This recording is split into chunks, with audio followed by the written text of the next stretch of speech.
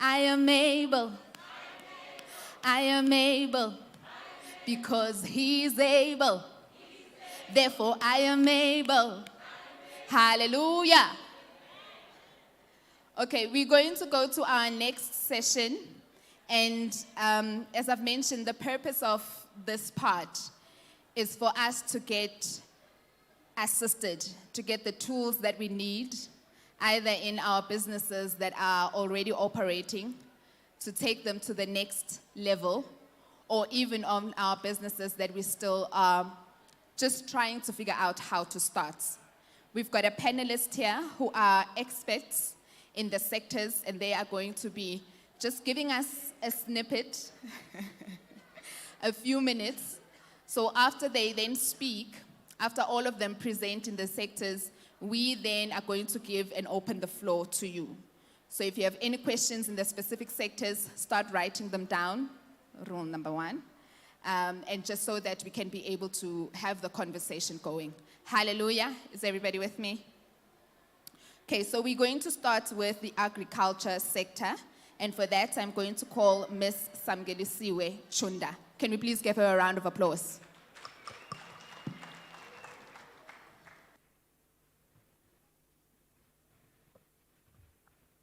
Thank you, Program Director. Samgelisiwe Chunda is my name. Sibayeni Metro Farming is my business. And I come with my entourage from Sibayeni Metro Farming. Just so that you see we are alive, we exist. Hallelujah. Okay, I'll introduce the business while they get themselves ready. At Sibayeni Metro Farming, we are producing and selling, we're manufacturing and selling hydroponic systems. Hydroponic systems are the systems that we use for producing food. So it is what you see. Oh, my entourage is far behind. Okay, I thought they would stand here. Wonderful. Thank you, Mfundis. Okay. Hydroponic systems are the systems that we use. What you see here, it's only one picture, but we have different kinds of systems that we use in production. And the reason we're using different kinds of systems is because, by the way, I live in the city, I stay in Johannesburg, so you can understand what it means to have land, what it means to have water when you stay in Johannesburg, what it means to buy and employ, buy resources and employ people. So those things are very much expensive. I'm trying to find a good space where I can speak and I get a background. I'm sorry for that. I'll keep moving until I don't get a background. Okay, so our systems, this is one of those that help you to produce the food from the ground going up. So when you are doing this, you don't need the soil. You don't need hundreds of hectares of land. This house, this church, the place of wealth, is more than enough actually to give us a production that you do in a space of about 10 hectares. So when we have the systems in. And then we also have other different systems that we put on the ground.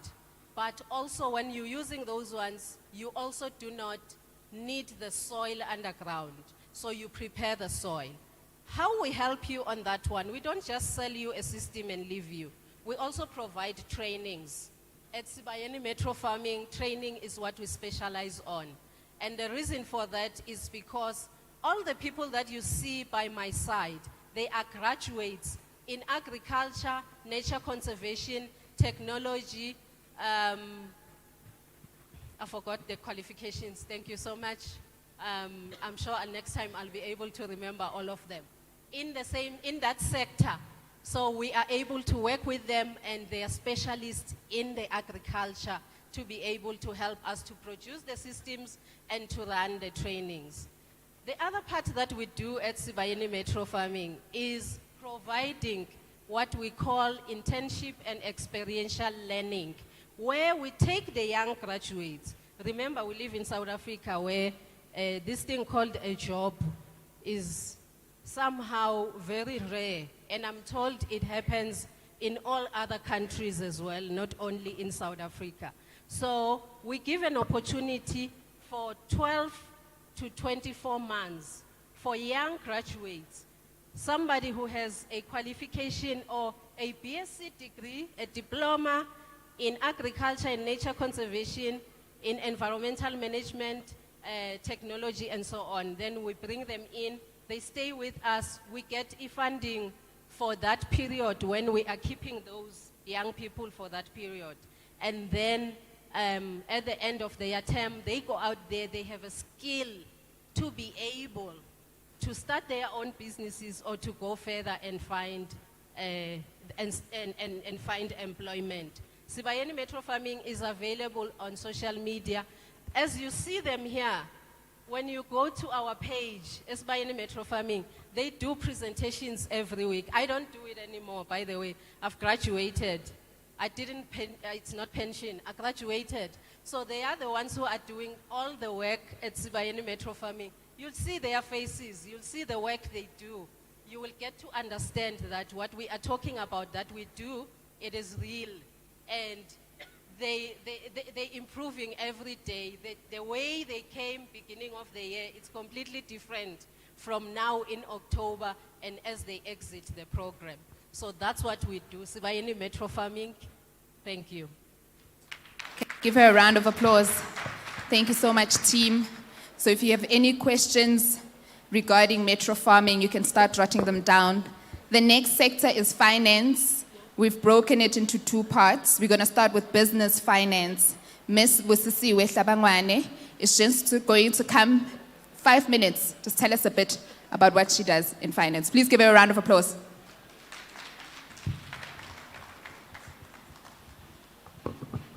Grace and peace be yours in abundance.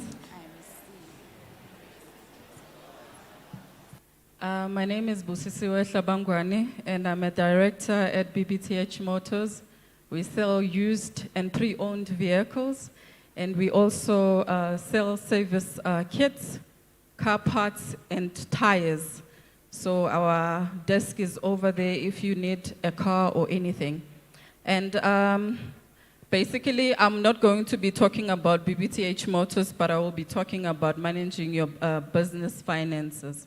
So, because I'm given 5 minutes, so I will just be talking about 5 important things. It's not like only the 5, but I'm just going to talk about the 5, which is number 1 is paying yourself. What I've realized or what I've learned is that when you pay yourself, you are able to separate your business from your personal expenses. So it means that when you are paying yourself or when you are managing your business, you have to have your personal expenses separate from your operations. This will also help you to know the cost of your operations. So in order for your business to grow, you need to be able to pay yourself first so that you can pay your employees. I heard Mam Gobeni here saying that you need to pay your employees the right amount or according to the market. But you won't do that if you didn't start by paying yourself. So it would be so painful for you to pay another person if you are not able to pay yourself. So be able to start by paying yourself first. Number 2 is manage or grow your business. Growing your business is looking for opportunities. It doesn't mean that all the opportunities, because what I've realized is that small businesses, we tend to get or to dive into all the opportunities that come our way. So it's not all the opportunities that are good for your business. It might be good, but it's not good for your business. So you need to evaluate, to check, and to do your calculations properly, and to check your finances.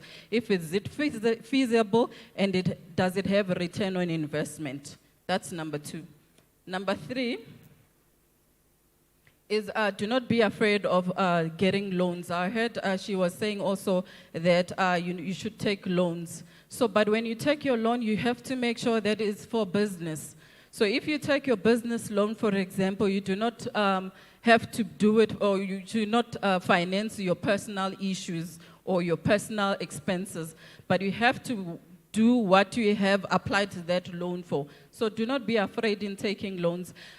She also spoke about the government finances or government funding, which is a very great benefit for your business, because The government funding, they don't make you pay the whole 100% amount. So they might say 30% is a grant and then 70% you pay it off as a loan. So that is an option to go for. But it doesn't mean that you do not have to go to the private institution to get your loan, as long as you make sure that whatever that you said you want to do with that loan, you do that for the business, not for your personal. And number 4 is have a strategy for your billing. What you will also encounter in this business, or what you are encountering, or what you will experience, is that other clients are not paying on time. So this is really a problem with the small businesses, or even the large businesses as well, that other clients are not paying on time. So you need to strategize. To have a strategy, you need to offer value. So if you know that you have offered a person a value, you won't be scared to go to them and ask for your money. But if you're not giving them what they wanted, you'll also be scared to go back to them and say, I need my money. So you have to also have a strategy. Like, for example, give a 50%. So you say you pay 50% before I deliver. Then you can get your money. Or maybe you have reminders that you are sending through. I know when you start our business, people who support us is the people that we know. And when people that we know, we are scared to go to them and say, I want my money. So, but we have to have a strategy, a reminder, like an automated reminder that will remind your clients of you paying you back your money. Because if you don't remind them, they definitely will forget. And they're not forgetting, but they choose to forget you. So always remind them, have a strategy. Number 5 is plan ahead. When you plan ahead, this will help you with your finances, because there will always be issues with your finances or with your business finances. This doesn't mean that you have to cater for all the issues that your business faces. So it means that you have to plan ahead for the future. I heard she was saying, so I'll be quoting whatever that she was saying because she was taking my slides here. So, but yeah, you have to plan ahead. You need to know, okay, this is my cost now, but will it still be the same when tomorrow or 5 years to come? So always plan ahead and make sure that your business is growing. Because the growth of your business is not in prayers, but is in you managing your business. It's in you planning. Even the Bible talks about planning. So if you fail to plan, you are also failing in your business. You won't be able to succeed in your business if you are not able to plan ahead. So plan ahead and make sure that your business is successful. Let's pray and be planning also. Thank you. Hallelujah. Hallelujah. Thank you very much, Ms. Busisiwe. Also in the finance sector, that was for finance from a business perspective, we're also going to have Ms. Treasure Meko, who's going to give us finance nuggets on individual financing, but she's also going to touch on 4IR. Let's please give her a round of applause.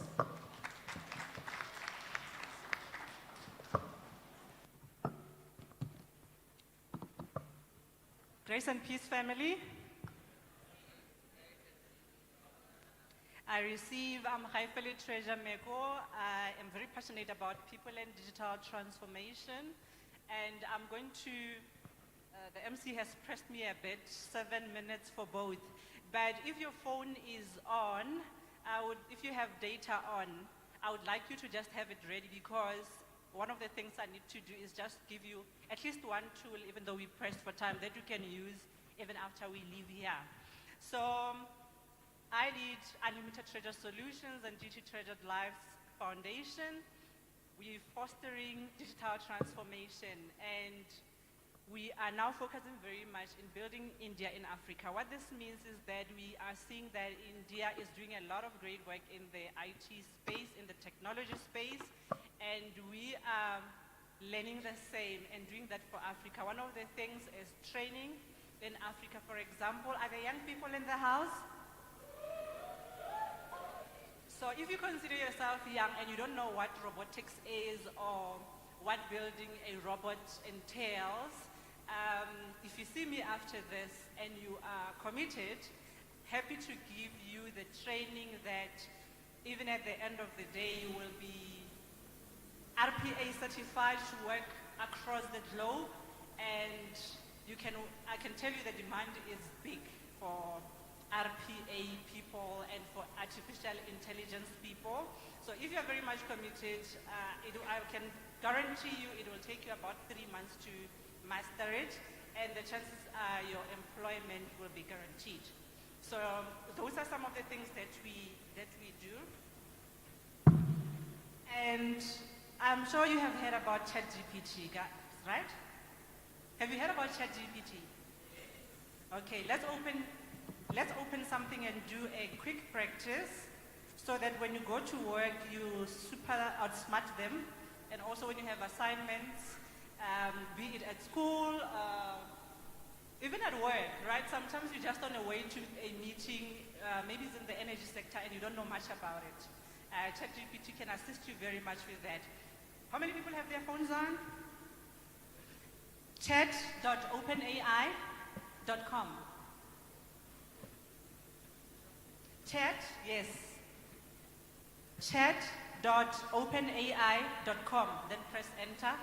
It will take you to, ask you to write something there.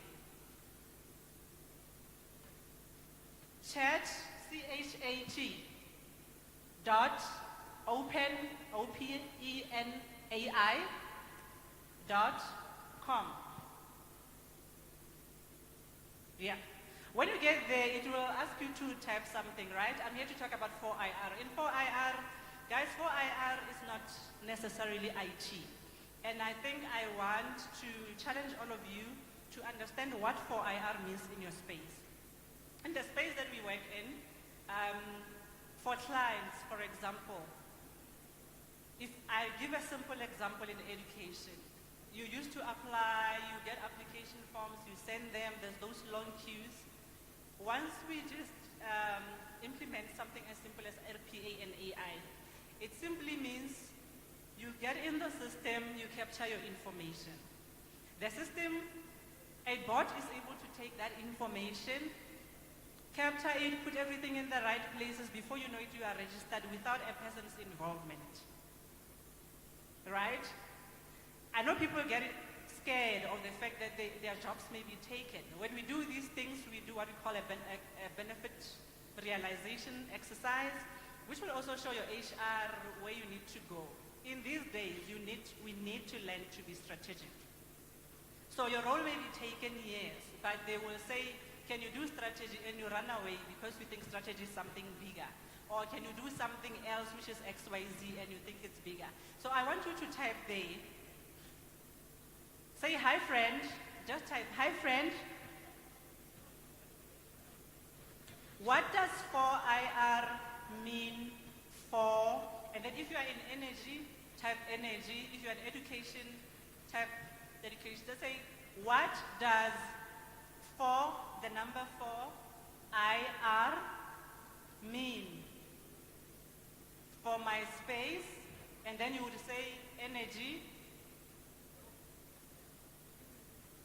Oh, to sign up, just if you have a Gmail or any email, just say continue as that person.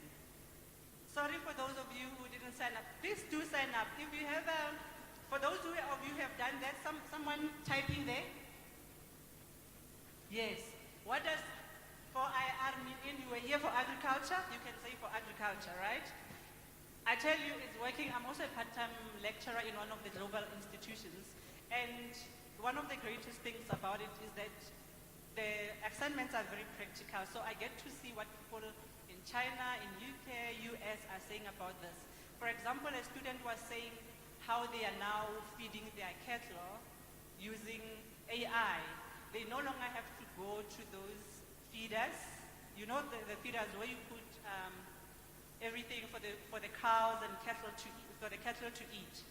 Then they don't have to go there and check. Sometimes you see your cattle running away from that thing.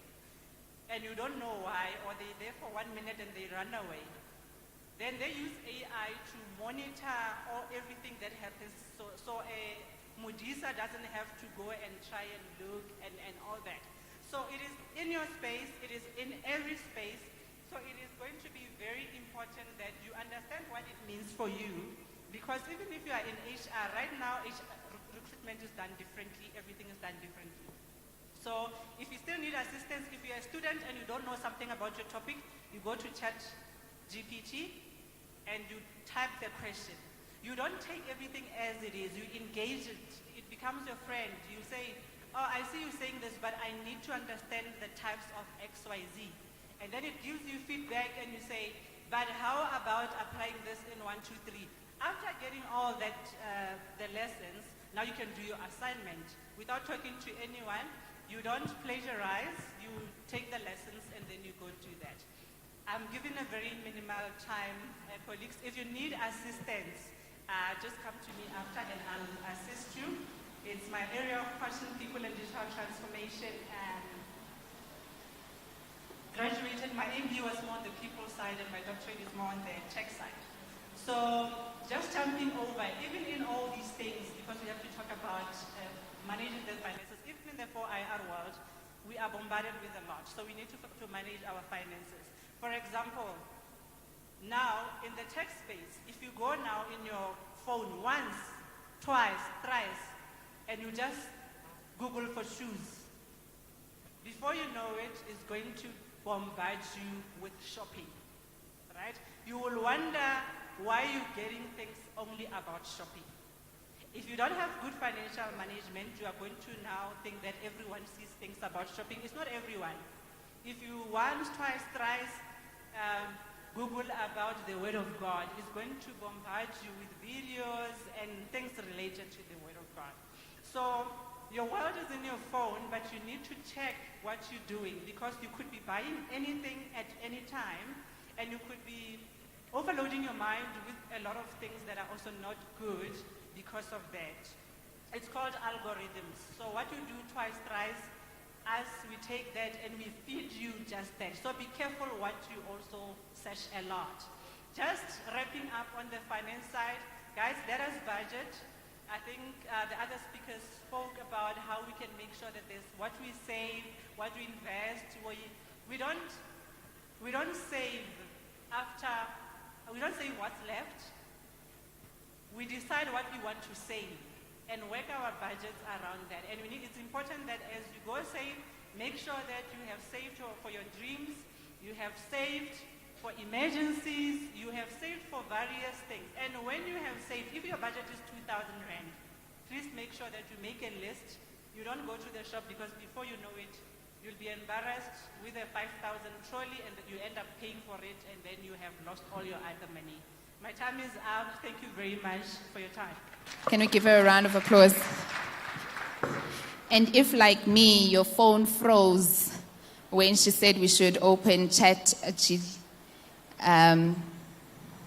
my phone froze while I was opening it. She started off by saying that we can come and see her. So if you didn't get to a chance to explore it, I think she was also inviting you to make her your friend. Hallelujah. We're going to move on to the next sector, and I'm going to ask Mr. Sipho Mgwenya to come and speak to us about energy and technology. Can we give him a round of applause?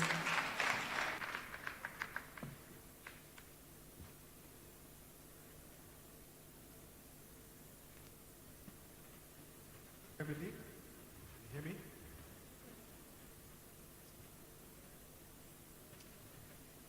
Let me try that again. Grace and peace, family. I receive. My name is Sipho Mgwenya. I am representing Tutuga Solar, which is a solar renewable energy company. I've got an example of my flyers that I've got at the back. We are actually exhibiting.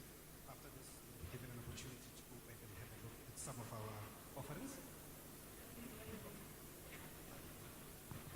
Okay. Is that better? Okay, sorry about that. Okay, so I'm going to give a short presentation. I'm going to see my screen is already up.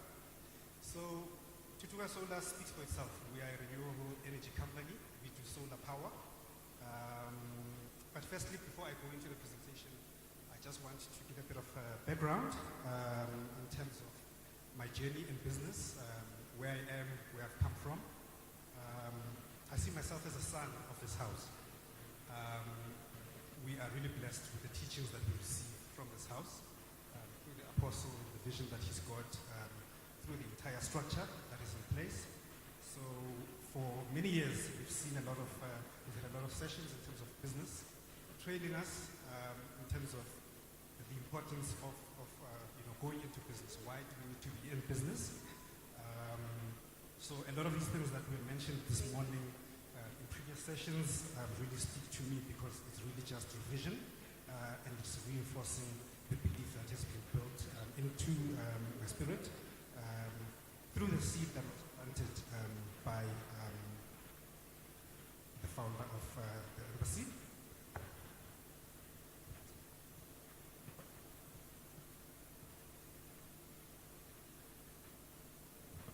So the program director mentioned 3 rules. I only remember rule number 2, which is make friends. So in business, it's important to have networks, to have friends, to have people that you work with.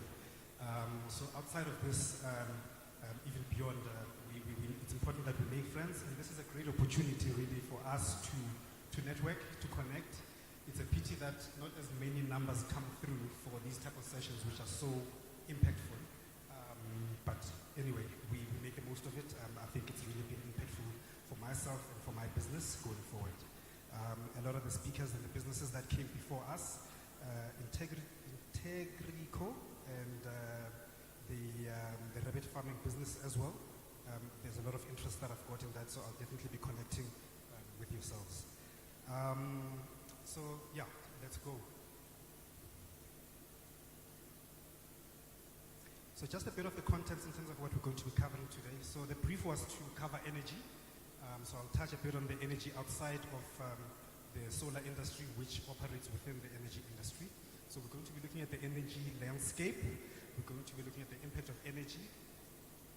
Please remain on this slide. We're going to be looking at solar power as an alternative, which is really my passion. It's something that I love. I can sit and work until 2 a.m. Working on proposals, working on designs of systems. That's really the beauty of having passion in what you do.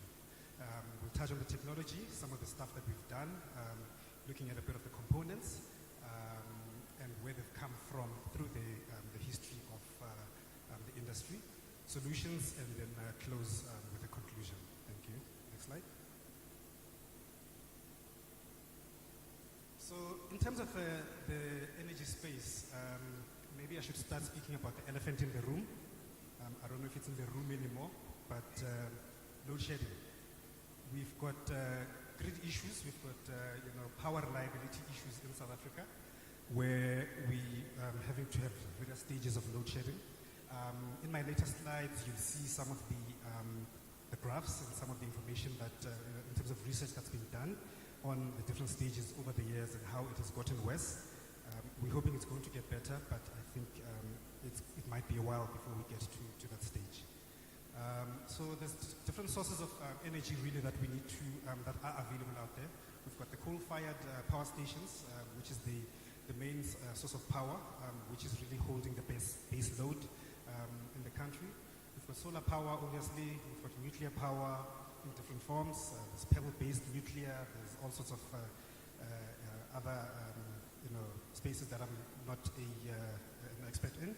Hydropower, diesel generators, waste to energy. My wife happens to be in this space. It's really a growing sector. There's a lot of opportunity in this.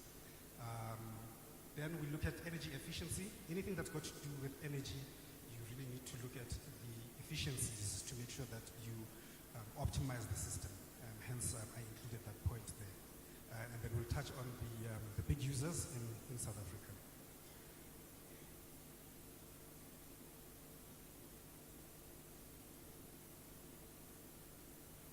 So, just back, my friend, if I can ask you to go back, Baba.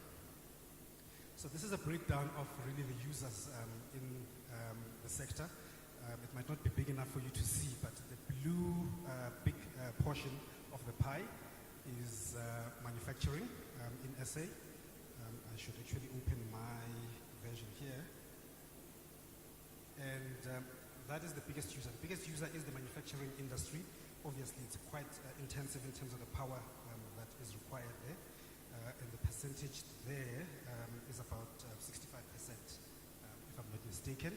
then the next user in terms of size of consumption, you're looking at residential users, so our houses. And then from there, you've got,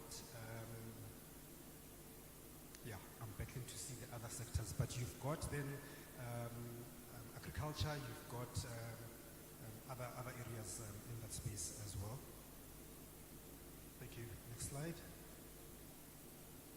So in terms of the impact of energy on the GDP, I thought this would be important just to look at.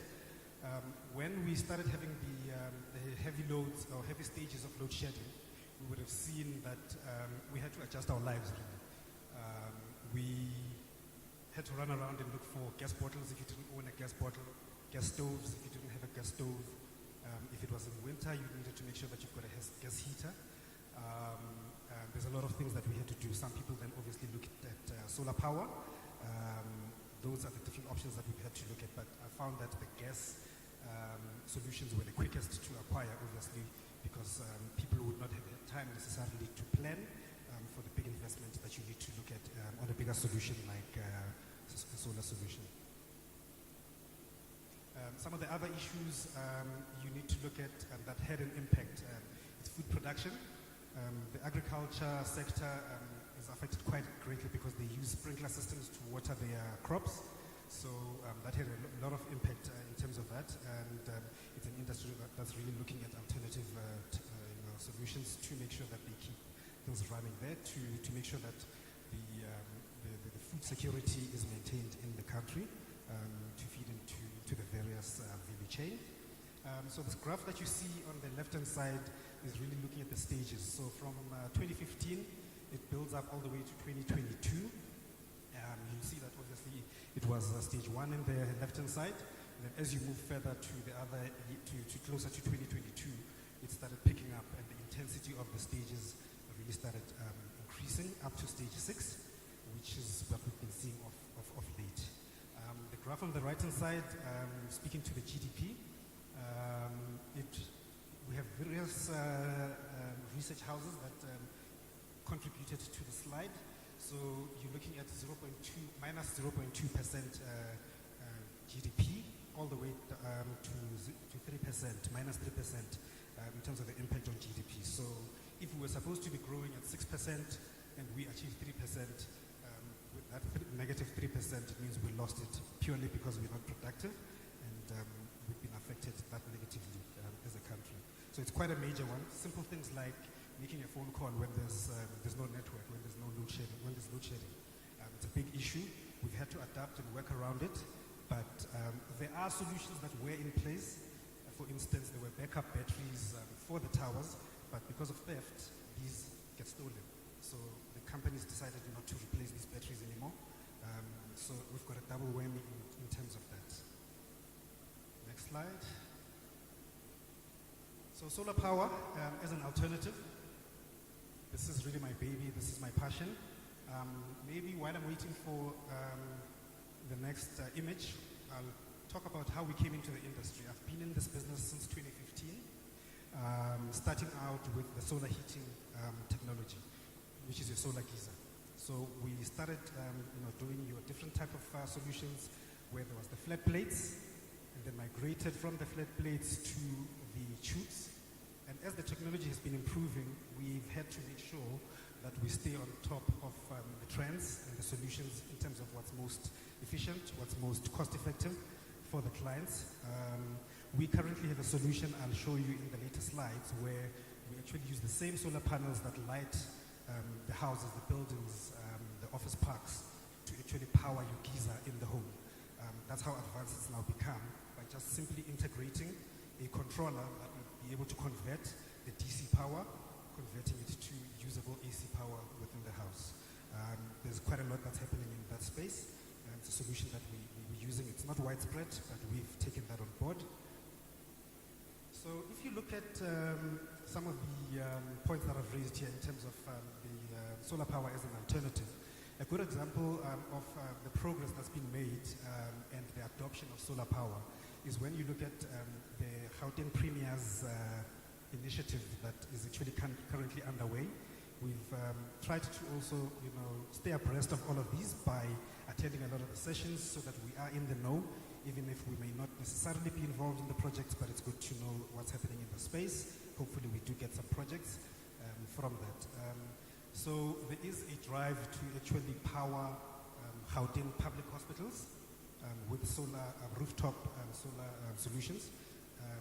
In addition to that, your clinics, your schools, your public schools, and any other government buildings. So there's a lot of work that's going on in the background that we are speaking into. We are consulting and we are giving input as an industry partner, as an industry member. We try to give inputs in terms of the direction that these things are going. So we really try to keep our fingers on the pulse. The one thing about solar power is that it's reliable, predictable power. So if you look at, for instance, the grid, you have to wait for a notification to say load shedding is, you're going to stage 2, stage 3, stage 4, at whatever notice. If there's an emergency, that can, it can be at any time. So with a solar system that you've got in your house, you actually are in control because you know the percentage of your battery. You know what the weather is going to be like, for instance, in terms of how much can you generate. You adjust your behavior. If you know that it's cloudy, for example, on any given day, you will make sure that you use your battery as carefully as possible. You still will generate charging for the battery, but you obviously need to adjust your usage patterns. Next slide, please. Some of the benefits of solar power, just to run through these.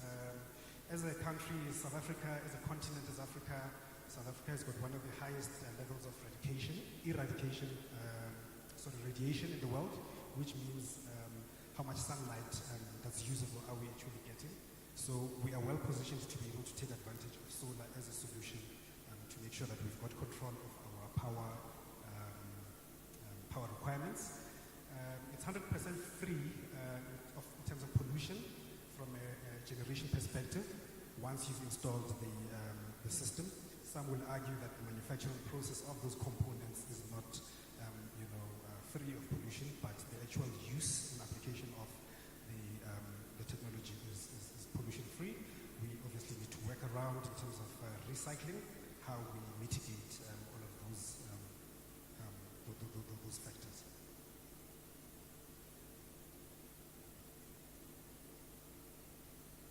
If a solar system is sized correctly, through what we do in terms of designing a system, you are able to actually run off of the grid without needing to power your home, office. You can actually run 100% off grid. So you use the panels and you've got the batteries as a backup, where at night you'll be able to use the batteries that the power that's been stored to feed into your system, into your house, into whatever the load is going to be. If you are a green conscious person, you reduce your carbon footprint, you mitigate climate change. We've seen a lot of weather changes over the years that are as a result of climate change. So we need to try to do our part in terms of making sure that we mitigate that as much as possible. Next slide, please. So this slide, it's various images. It's a bit of a mess of a slide. It's just to really show you and speak to some of the components that are that we work with. This particular image, if you look at it, you've got a 10 kilowatt system. 10 kilowatts meaning it's able to run through 10 kilowatts of power in terms of generating, in terms of charging, in terms of feeding into the house. It's paired together with a 10 kilowatt battery. And this is an installation that we did in Pretoria East. It's got panels which can generate up to 4,000 watts at a given time. So this system is effectively off-grid. You just keep Eskom as really the backup if need be. Because it's cheaper to charge using the panels. You charge your batteries, you use the batteries at night, you repeat the cycle the next day using the battery that the same power that was stored in the battery using the sun. So what you do is we try to design the system to make sure that it minimizes the dependence on the grid because it's the most cost-effective aspect.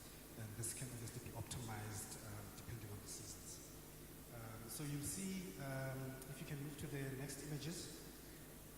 Next. Next. The image on the bottom left corner of your screen is actually a solar geyser system that I was referring to. You actually using the solar panels to charge directly the element that's in the geyser. So there's no moving parts, there's no water, there's no plumbing that's running from your tubes, your panels that we used to have of old. So within, obviously you can't see this part, there's the controller which is inside the roof, between the roof and the ceiling, which is actually doing the conversion of the charging into the house, and the controller where you can control when you want it to charge, to heat the water, or to override it if you feel that you need a bit more, higher temperatures in terms of the temperature in the tank. So these are just some of the systems that we've got. So they range from 3 kilowatt, 5 kilowatt, 10 kilowatt. We are comfortable with the space of 3 kilowatts up to 600 kilowatts, which is quite a big system. A hospital can run on 200, 300 kilowatt. With the partners that we've got and the partnerships that we've got, the friends that we've got across the border, we've installed various systems up to 4 megawatts. So we do have the capability to be able to do those. So from a domestic residential perspective, from a commercial perspective, we really have you covered. Next slide. I think that is the second last slide. I've touched on these already, so it's just really a list of some of our solutions from residential to commercial solar systems, design and installation. Covers a lot of these. So we can look at the efficiency as well. The efficiency speaks to converting your globes, for example, to make sure that they're as efficient as possible, use the least amount of power, so that your system is actually, you stretch the life of your system by managing how much you are demanding from the system. I think that is my last slide. Thank you very much for your time. We give him a round of applause, ladies and gentlemen.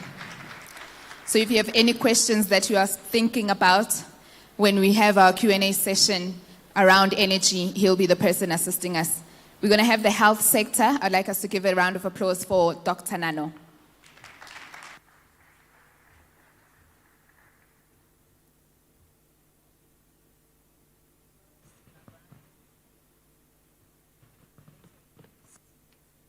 Grace and peace. Grace and peace be yours in abundance. I also receive.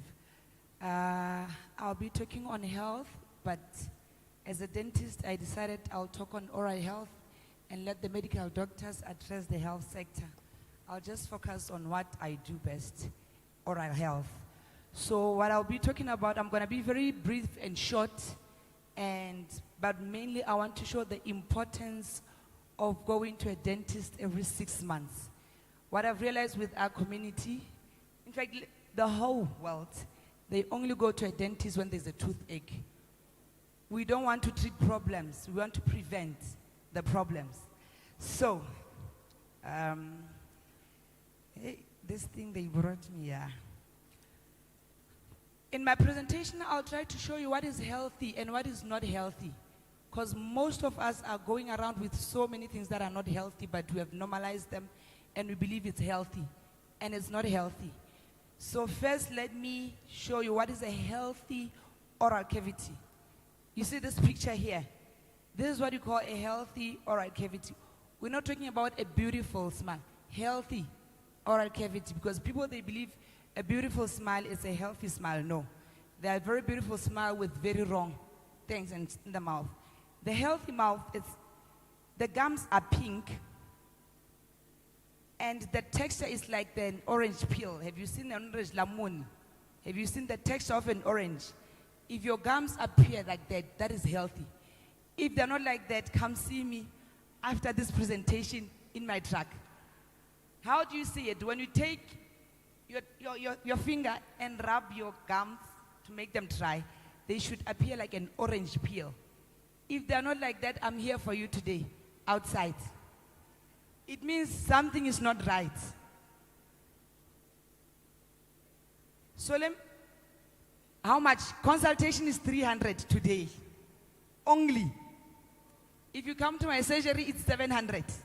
But outside here is 300. And then I'll run quickly and show you what is not healthy. Bleeding gums. People go around with bleeding gums. You know what? My gums are always bleeding. That is not healthy. There is no way that bleeding gums can be healthy. It's not healthy.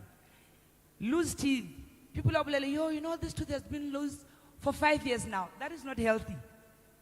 But we normalize it and we believe it's not healthy. And then bad breath. With bad breath, there are two different types. There's one that comes from an oral health that is not clean, but there's bad breath that comes from systemic conditions that we have, like diabetes, high blood, and many more others. But bad breath is not healthy. We don't normalize it and eat bubble gums or chewing gums. You come see me and I treat that. And then some sores in the mouth. Like I said, all these things are not healthy, but we normalize them. Like, you know, I always have this small white thing in my mouth. Come see me, stop walking around with my son's school fees. Let me quickly show you the pictures. This is not healthy. But trust me, we have people who walk around for years like this. I'll be like, no, I normally rinse and give a sharp. You don't rinse, you come see me. I need to deal with this. It's not healthy. This. Why do you let your teeth stand up for Jesus? This is not healthy. Before you get to my age, you have lost all these teeth. But trust me when I say we have people walking around like this and they believe it's normal. And the problem with us, we even make it a family thing. You know, my mother was like this and my grandfather. It means your mother was not seeing me regularly. It's not hereditary. It's not normal. You need to consult with your dentist every 6 months. These patches that we see in the mouth, this can be due to stress, can be due to bad oral health. In most cases, it's stress related. But in other cases, again, it's due to bad oral cavity and oral whatever. This sores on the tongues. People have this all the time. And they believe it's normal. It's not normal. I'm here to tell you that all these things I'm playing here, it's not normal. And if you were to see me every 6 months, this wouldn't be a case in your mouth. Also this. God gave us white teeth. This one, it was not part of God's plan. And I'm here to correct this. This is not normal. The stains on our teeth, whether it's coffee related, food that we eat, it's not normal. And God gave us knowledge so that we can correct this. So if you see this in your mouth, there's a bathroom here at the back and outside. Go check yourself. If this is present somehow, come see me. But the most important thing I want to talk about is how does oral health, well-being, Yamoto, how do they work together with the oral health? In so many cases, I've seen patients, they get up diagnosed with different medical conditions, but it was picked up through the oral cavity. You see a patient this month with bad gum disease, you treat the patient, and after 6 months recall, the condition is still the same. You treat the same thing, after 6 months the same, and then you realize this must be originating from somewhere. So I'll show you just 10 medical conditions that some of them we pick them on a dental chair. That after treating the patient, we tell the patient, I think you can go to a medical doctor and consult.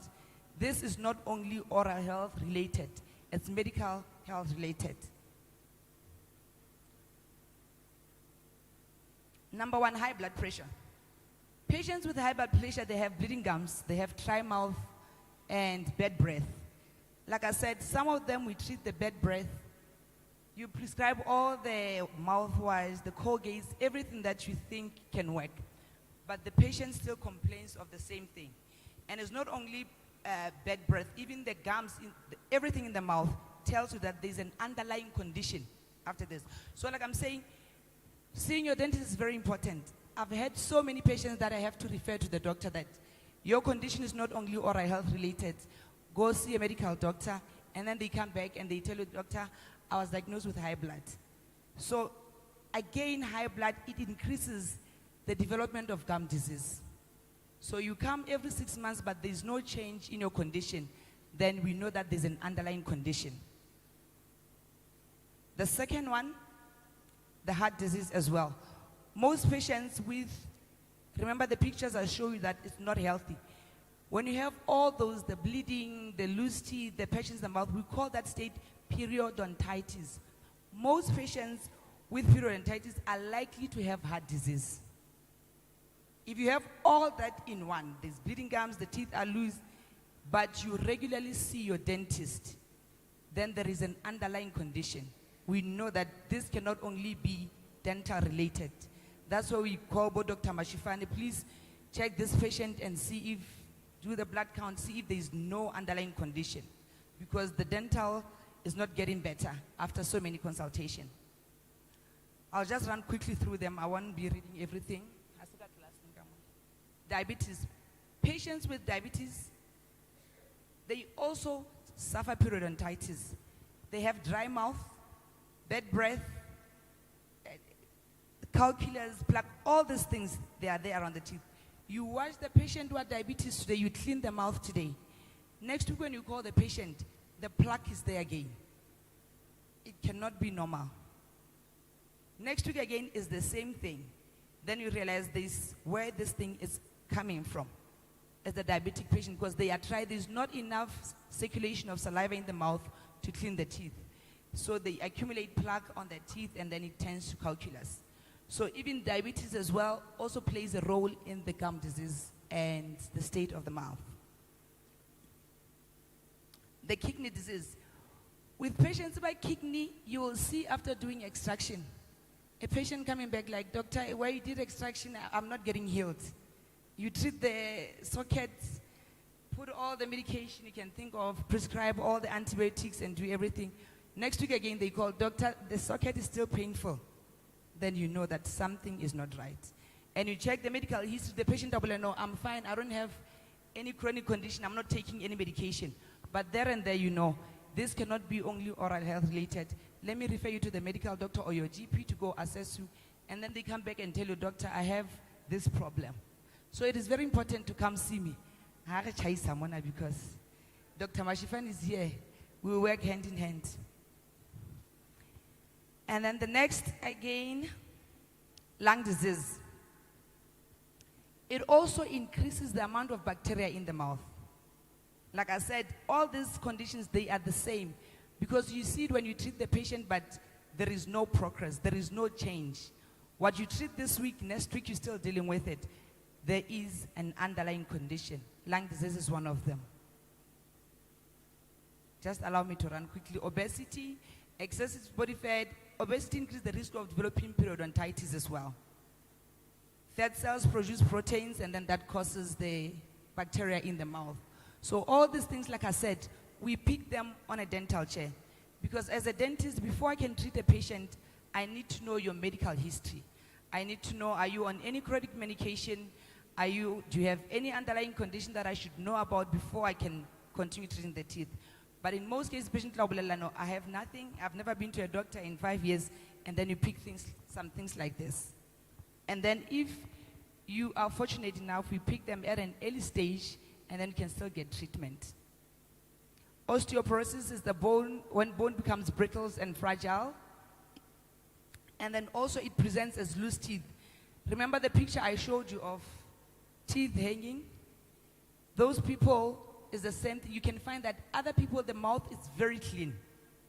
There is no plaque, there is no calculus, but there is a lot of bone loss. There and there, as a dentist, I start concluding that it cannot be oral related. If the mouth is this clean and the patient comes for a 6 months regular visit, but there's so much bone loss, there should be an underlying condition causing the bone loss. So we refer as well that please see your GP, and then I'll see you after your consultation with the GP.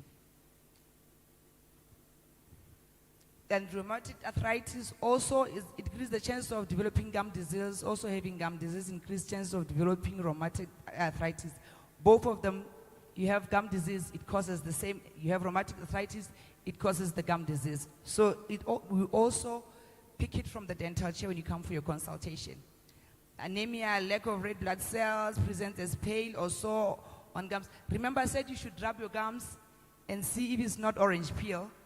With others, it's not really that you have a problem at the gum. It could be anemia.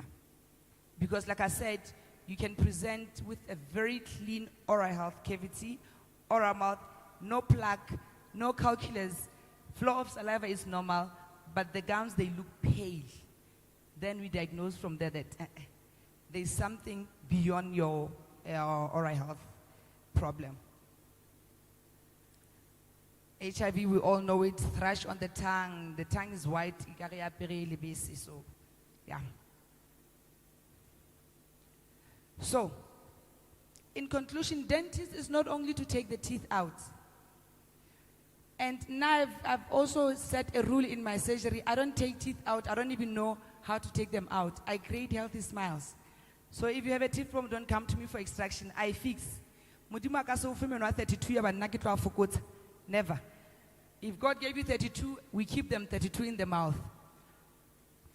And you visit your dentist every 6 months, not when there is a problem. Come before there is a problem. Take home message. Dental visit costs less if done frequently. But hey, if you see me when there is a problem, I get to buy another dental truck with your money. Because I was talking to Ms. Chunda earlier on. She saw me 2 years back. Problem I was just going to cost 600 rand. 600 rand. But now where she's sitting, she's going to give me 12,000 rand for that treatment. It's not a joke. 2 years back when she came to me, it was 600 just to correct and put things in order. So she took 6 years, 2 years, 3 years actually. Now when she sits on my dental chair, thank you. I need that 12,000 rand to pay the school fees and buy another mobile truck. So if you see me frequently, you pay less. But if you take time, thank you so much. Can we give her a round of applause? Just to remind us of rule number 3. Rule number 3 said, no monyu. Can you turn to the person next to you and smile? Singasabi because of what Dr. Nano just said. Let's just check that no monyu. We're checking rule number 3. And then just turn to the person next to you and smile. Kunongabaza manje, Dr. Nano. Ladies and gentlemen, we're going to take some questions in any of the sectors that have been represented. Your question can be anything. If there's anything that they have mentioned, if there's anything that you know of in the sector that they've spoken of and you just want to know more, as I mentioned, they will answer to the best of their ability. So can I see anybody who may have hands in for any of our panelists who have questions? We have the team assisting us with the mics. Remember, this is the time for you to also get a bit of tools and resources for yourself. So if there's anybody with a question. Wow, were the presentations that well, that detailed? I'm going to give it a few minutes. Just 1 more minute. Any questions? Anybody who has a question? There's a question. Breaking the ice. Thank you very much.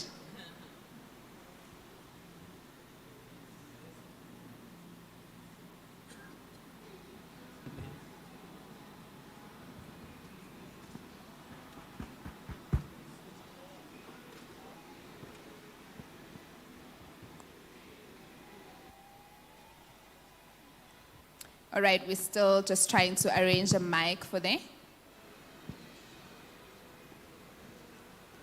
Okay. Grace and peace be yours in abundance, Basil.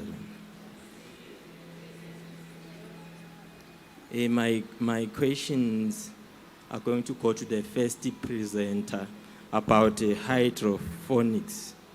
The first question I have is that how healthy is it to eat these kinds of foods? I've learned that We have some genetically modified foods or organisms before, and sometimes they say they are not good for our health. So I just want to ask if what's the status in as far as these kinds of foods are concerned. The second one is about that since this is a business, a farming business, how profitable is it? You can't hear me. Maybe the microphone is low. Yes. Maybe if you can just stand and you can come closer. Just so that we can, yes, please. Maybe let's try again the first question. Okay, the first question is about that. How healthy is it to eat these foods produced from hydroponics? Maybe we've just heard that GMOs are not so healthy. What about these foods? How healthy are they? Number two is that since this is a farming business, how profitable is it? Or what's the value of this business in as far as inputs, the infrastructure, and all the stuff that is needed is concerned? The last question is about that.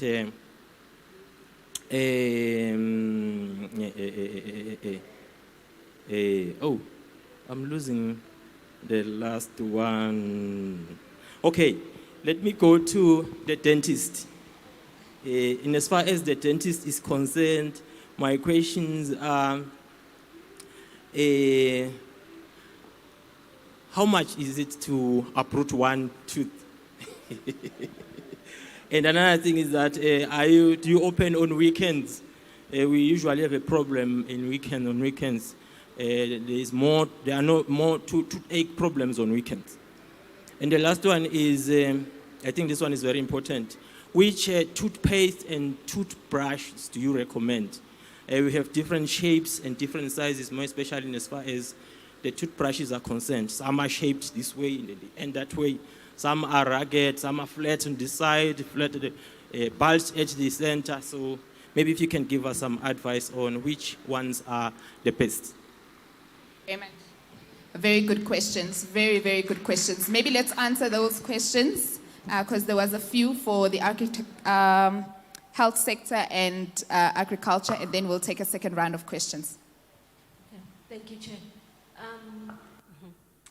I actually wanted to ask my students to respond, but then she said time.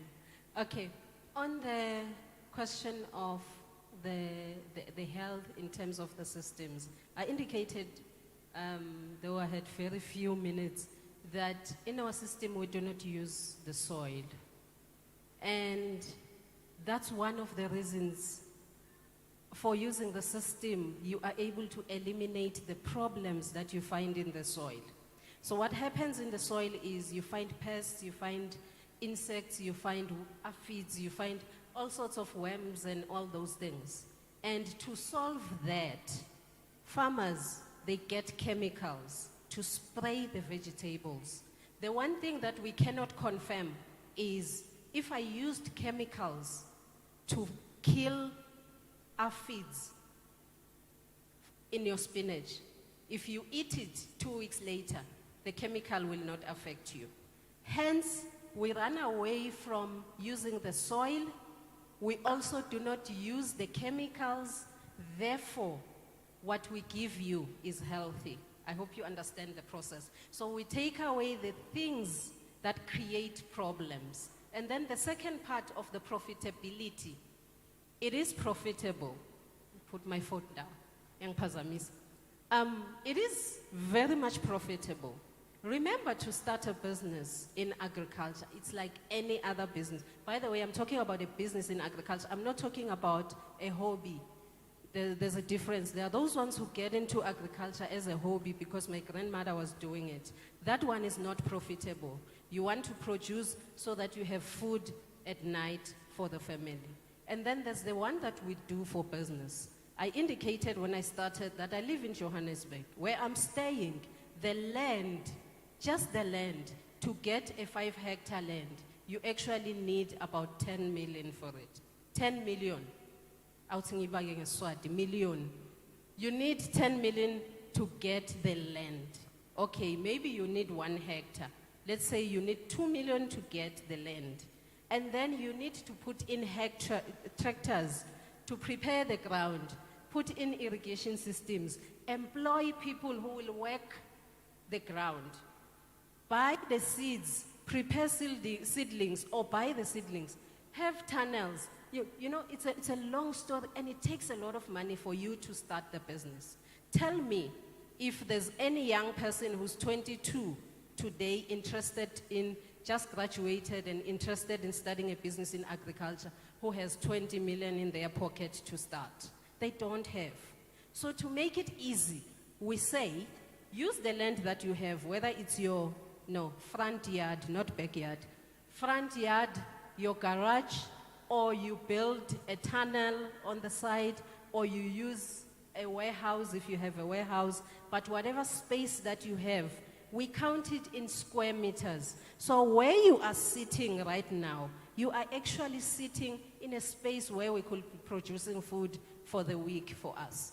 So we reduce the amount of space that you use. And when we reduce that, remember a person who is planting in 50 hectares means your workers must be many, because they must wake up in the morning. There must be someone at hectare number 7 and at hectare number 21, hectare 49, and so on.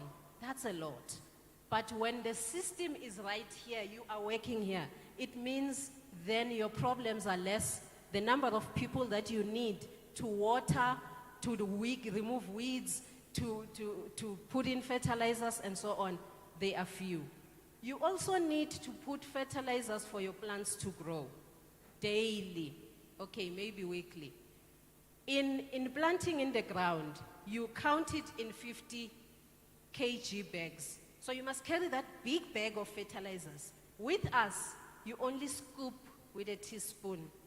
You see the one that you use on your table, it's in your kitchen right now. That's the size, the amount of fertilizers that we require for you to put in the system. So you see how much you're saving. So the system itself, to put it up, I might tell you that the amount goes to 1 million, but it's nothing. It's not even a tenth of what you require when you want to do commercial farming on the land. And then in terms of profitability, I said, because you removed the problems, it means you have less risk. What you have produced, you have every chance of getting 100% or 95% of what you have produced. Remember, when you plant in the ground, you have a lot of problems. You might not harvest everything that you planted, if at all, especially because in South Africa it's hot and we have floods and so on. So you might not harvest everything, so you lose in that way. But in this system, it's collected, so it's easy to monitor, and you have a chance of harvesting 100% and sell everything and make money. Also, that you're not gonna pay a big bill of water or buying generators to pump water from if you have a borehole or you have a dam or whatever. You're not doing all those things because we give you reservoirs and you fill that reservoir once a week. So while I'm here, my system is running. It's a plug and play, like your microwave in the house. So it runs by itself. Even if you are lazy like me, I wear white, I put on heels when I go to the farm. It still works properly, you know, and I'm still able to produce 100% and be able to sell and make profit out of it. Thank you. Okay, you asked 3 questions, right? How much is to take the tooth out? I don't know. If you had my presentation, I said, I don't take teeth out, I fix them. And the tooth that pains or weakened, I have a solution for that. I have a mobile dental clinic. I'll come to your house 12 p.m. but at a cost. Because most of the people, they get toothache at night. That's why there's a mobile truck. So I come to your house at night and fix that problem in the comfort of your house. Number 3, the toothpaste to use. The only thing we need in a toothpaste is a fluoride. That's the only thing we need in a toothpaste, a fluoride. The rest is just the ingredients for taste, for flavor, but We need fluoride in a toothpaste. Any toothpaste that has fluoride is the one that we need for the teeth, because we need fluoride to strengthen our teeth, to prevent cavities, and yeah. And the teeth brush, most people, they believe the hard toothbrush is the one that cleans the teeth, but that's the one that destroys the teeth a lot. You need a soft brush and not a thick brush. If you will come to the truck, I'll show you the kind of brush you need. Very thin that can go to that last tooth there at the back. Not the thick one, very thin. Come to the truck, we'll show you which one you need. And you change it every 3 months at the most. Not after a year, I say, the bristles are all over the place. No. After 3 months, you change your toothbrush for hygiene purposes and also for it to clean your teeth properly. Did I answer you, sir? Thank you. Being told that lunch is ready, so can we take the last round of questions? We've got 1, 2, 3. I'm seeing your hand. If the team can help us with the mics quickly, just so that we can get to this round of questions. Grace and peace be you in abundance. I receive grace and peace be yours in abundance. Amen. Kamala Mustelo Hlajwayo. Just have a question for Mr. Sipongwenya. I just want to check, since you do installations, Zama solar panels, so on your site, is there a need from some of your clients for a safety file, for an instance? So if there is a need, I do offer the service. I'm a health and safety consultant. So that's the...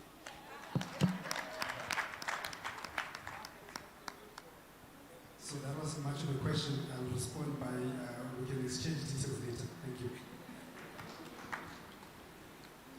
Okay, thank you. Thank you so much, good people. My name, by the way, is Sianda. My question is directly straight to the doctor, the dentist. There is something that is very fascinating, which is I want to know regarding the teeth. Do you hear me properly? Okay, that's all right, cool. There are teeth that you are saying that they are hanging, so to say. I'm wondering that those teeth, do they happen? You will see when you're growing. When you're growing, your teeth are normal in your gums. As you're aging, you also identify those things that the teeth are hanging, so to say. Is it those things of hanging the teeth, it's because of you aging or because of you don't take care of? All right. To answer that, I did say, 1, it can be under a condition, 2, it can be due to bad oral health, and then 3 also can be due to aging. If you have realized with people growing, an old woman, the minute I age over, they shrink and become smaller. So is the face. The face shrinks, so let the bone resorb and the teeth starts hanging. That's why they lose their teeth when they grow up. So that is allowed in old age. In our age, come to me. Grace and peace be yours in abundance. Thank you. I received. My question is to the gentleman about the alternative of energy. What I would like for you is to just break it down for us as lay people as possible. I'm having 2 questions for you. The first one would be, what are the costs of the setup of that solar energy for a normal house? And the second question is, please break it down in kilowatts, the different systems that you were talking about. And the second question is, would solar energy totally annihilate the need of the hydropower kind of energy? Because we are building homes, we are concerned about the prices of the hydro thing because it keeps going up and it's a total inconvenience for some of us. So please actually give us a proper kind of, in these 2 questions that I have for you. Thank you. Can we take another question before you respond, Bob? Me? Okay. Grace and peace, family. This question is for Dr. Smile. Okay, so we hear a lot of misconceptions about what types of foods or habits we have that are unhealthy for our teeth or disrupt our oral health. Can you please talk about some of the things that we do on a daily basis that damage our teeth? Like, for example, eating ice, like chewing ice, Can you please help me with that?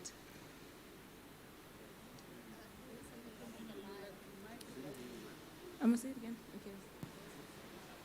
Can you please talk about some of our daily habits that we do that damage our teeth, and also the types of foods that we eat that damage our teeth? Like, yes, there's the usual sweets and everything, but can you talk about the small things like chewing ice damages your teeth? Can you please give us more information on that? Okay. We'll allow Mr. Mgwenya to respond to the first question. Thank you for the question, Baba. If I'm correct, you want to know the general pricing of the system, the kilowatts of the systems, and the third one is the hydropower, if you can totally replace it. So the pricing is different for each application. So for an average house, a 5 kilowatt system is generally enough. Not to go off grid, but you're able to live without any interruption of power. You can run, your TV, your lights, your microwave, your washing machine, everything in the house effectively on a 5 kilowatt system. So you just pair it with a battery that's sized enough. So if you've got a battery on average, a lithium battery is 5.1 kilowatt hour. So that generally is enough for the average home. If you want to be able to do more things at the same time, you can then add a second battery. So the systems are very flexible. So you can upgrade. You can actually start a system with just a battery and an inverter, which is a backup system, and then it charges with ESCOM or with whatever source of power that you've got, right? And then you can add the panels then at a later stage. You can increase the number of panels as well at a later stage. You can then add a second inverter. When we do the installation, we make sure that we look for items that are compatible for scaling up, so that it's not just one and then you have to replace now, start all over again. Kilowatts, 5 kilowatt for a household, 5 kilowatt, 8 kilowatt, 10 kilowatt system is good, and 8 kilowatt can even run the stove. So those are the considerations you need to look at. A 5 kilowatt will not be able to run the stove, but the 8 kilowatt, 10 kilowatt will be able to include a stove, the geyser, either the stove or the geyser. So the only issue then becomes the budget. The more money you've got, you can run anything and everything. Hydropower, I think some of this was answered in the previous one, where if you've got the budget, you can totally run your house off of the grid. More batteries, more panels, or bigger batteries, bigger panels, bigger array of panels. Yeah. Thank you. Thank you so much for the question. With regard to what to eat and what not to eat, that is not a problem. Because people who know me, I think I drink more than 8 cups of coffee every day, but I don't have yellow teeth, I have white teeth. If you can open my back in front, there are more than 10 sweets. If you open my car, it's a Cadbury's. Do you understand what I'm saying? The problem is not taking care of your teeth. Brushing every night, flossing, using a mouthwash, because what we eat, yes, does affect our teeth, but if you don't take care of our teeth, then that's the problem. Am I making sense? We drink coffee, but at night you have to wash your teeth. If you don't clean your teeth, coffee stains the teeth. It stays in the mouth and gets to sit around the teeth and then turns the teeth yellow. I drink coffee. After drinking coffee, I rinse my mouth with water. When I leave here, the first thing I do when I get home is to drink my coffee. But after that, I rinse my mouth. Before I go to bed, I brush my teeth, I use a dental floss, I use a mouthwash. So it's not in what we eat, it's in what we don't do to take care of our teeth. Am I answering your question? Because if we were to say avoid coffee, but take care of your teeth and come for your regular 6 months appointment so that you don't pay a lot of money, like in Mechunda. Ladies and gentlemen, I've been pressed for time. I'm being pressed really, really for time. Can we take just the last round of questions? If there is, if you'd like to also direct a question to our speakers, you can do so. This is the last round, ladies and gentlemen.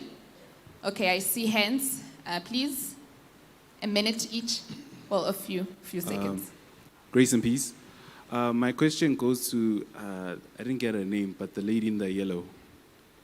Yeah, yes. Yes, sir. My concern is with ChatGPT, because now I'm noticing, as a student myself, I'm noticing that first years specifically, they don't really, like when they have research modules and other stuff, they don't really do the work anymore. They just put the question in ChatGPT and then it gets processed and then just copy and paste, or ask ChatGPT to rephrase so that they don't get caught with plagiarism.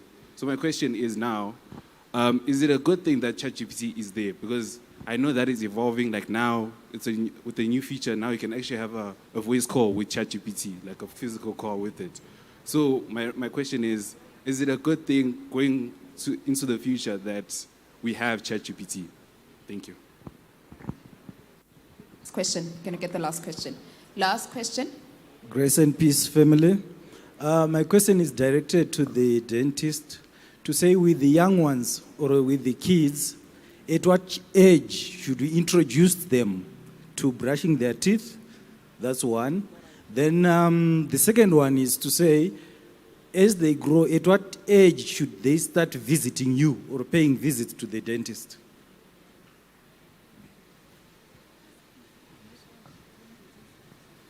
Okay, thank you for that question. It's a very good one. There's nothing wrong with ChatGPT. As with most of the things, it's how you use it. So it is allowed, it actually enables you. So I mentioned that I'm also a part-time lecturer. So if you're going to put a question from the question paper from ChatGPT, and then it gives you the answer, and you immediately just take that, paste that, you'll be caught. So now, because technology is improving, you know that there's Turnitin, right? So it's also improving on the other side. So there's also softwares that can assist you as a student to rephrase. But the main thing around ChatGPT is for you to get the knowledge. Yes, you can type the question. For example, you don't know anything about it. You are a first year student. They ask you about automation in your doctorate. Maybe you're trying to study dentistry. You don't know much. Is the first place, is your first friend who can give you more information. You read what they're saying, you're able to engage it, to say, oh, how about this? Oh, how do you use it when you do X, Y, Z? You're able to have a conversation with someone. That someone is ChatGPT. Then you take the important things, you need to then rewrite. So technology is there to enable us. We don't have, even when coming to self-driving cars, for example, we're gonna have a self-driving car, but we're gonna need to do some things, right? Even when you automate a process in HR for recruitment, at some point someone needs to interact with someone needs, we call it human in the loop. So as a student, then you are that human in the loop who needs to ask it the right questions, let it assist you. If you are smart enough, you can do that assignment, and yes, maybe 50–60% of your assignment is done. But the question is, you're still going to be assessed. Did you read through that? Did you critically understand, analyze what they're saying and all that? So there's nothing wrong with the program. It assists you very much so, even when you do homeworks and even in business. Right now, when you need to do a presentation, the first thing, someone was talking about when you're in a business and you are ops CEO, or you're trying, you still don't have the money yet to hire all these different people. It assists you, it enables you to do things quicker, but it's not the only thing. You can't just say, do a presentation for me on finance for non-financial people, and you just take everything that is there. People will see that this person doesn't know what he's talking about. So you still need to do the work. It just enables you. Thank you. Okay, thank you so much, sir, for the question.